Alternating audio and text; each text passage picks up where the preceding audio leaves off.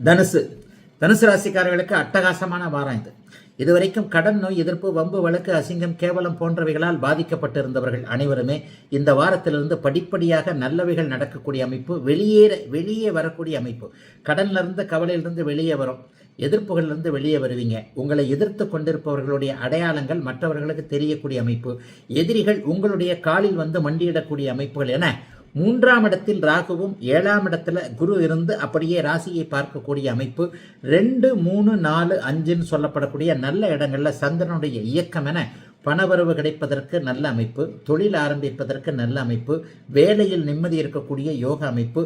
இதுவரைக்குமே திருமண அமைப்புகளில் நன்றாக இல்லாதவர்களுக்கு அது அப்படியே நல்ல விதமாக மாறக்கூடிய சூழல்.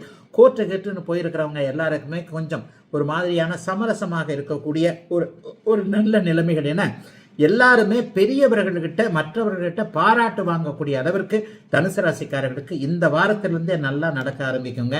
இந்த வாரத்திலிருந்து ஒரு வருஷம் 2 வருஷம் குரு 7, 8ஆம் இடங்கள்ல 8ஆம் இடத்துல போய் குரு மறைஞ்சாலும் அவர் உச்சமாக இருப்பார்.